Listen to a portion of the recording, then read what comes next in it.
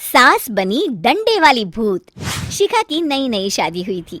उसका मायका और ससुराल दोनों कानपुर में ही थे, इसलिए उससे मिलने उसके भाई अक्सर आते जाते रहते थे।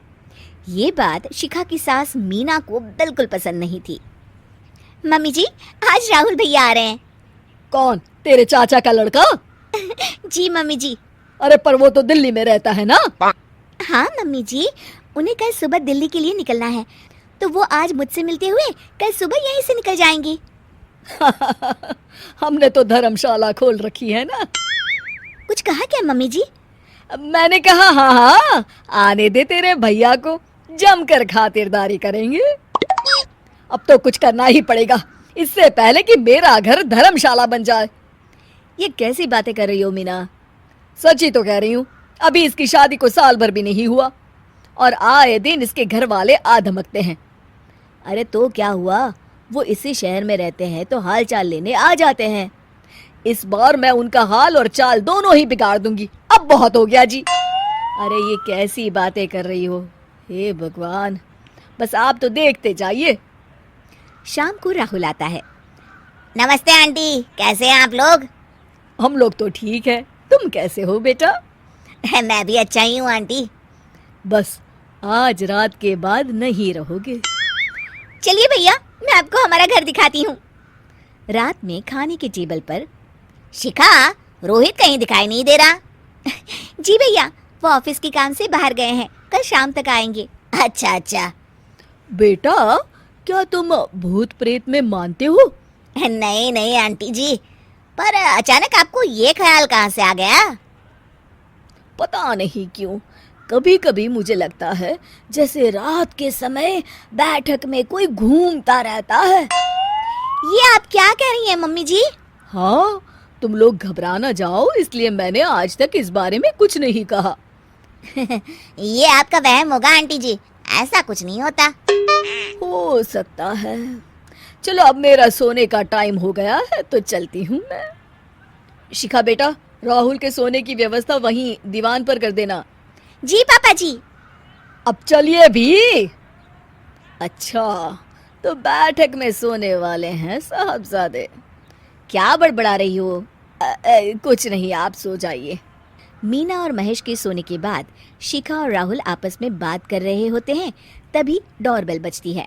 अरे आप! सरप्राइज! काम जल्दी खत्म हो गया तो मैं आज ही चला आया।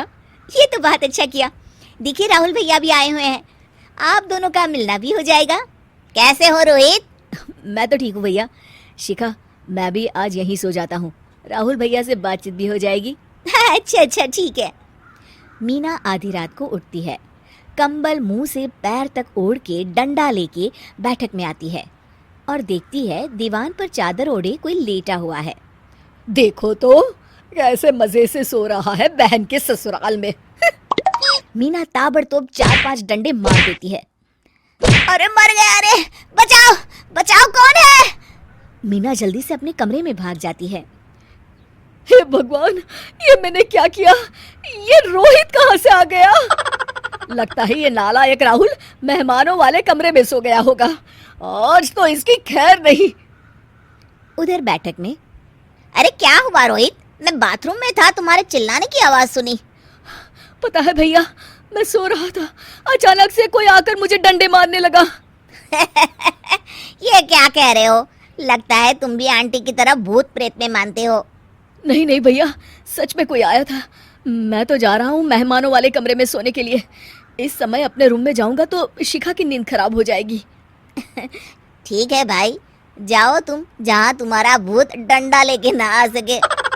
थोड़ी देर बाद मीना कंबल ओढ़ के डंडा लेकर मेहमानों वाले कमरे में पहुंच जाती है। वो बिस्तर पर सोए रोहित को फिर डंडों से मारने लगती है। अरे मर गया, अरे मर गया। तू भूत प्रेत में नहीं मानता ना? ये ले, अब डंडे खा। हैं?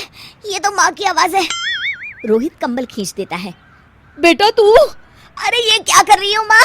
मार मार के मेरा भरता बना दिया आपने।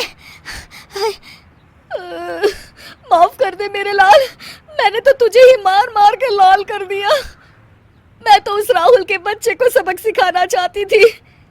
राहुल भैया को?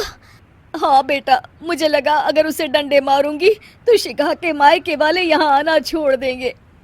हे भगवान, माँ, ये घर शिखा का भी है, उसके घर वाले जब चाहे आ सकते हैं। हाँ बेटा, आज मुझे भगवान का इशारा समझ में आ गया। मैं कितना गलत करने चली थी और अपने ही बेटे को चोट पहुंचा दी। अब चुपचाप जाके सो जाओ माँ, और किसी को कुछ बताने की जरूरत भी नहीं है। शिक्षा दूसरों का बुरा चाहने वालों के साथ भी बुरा ही होता है।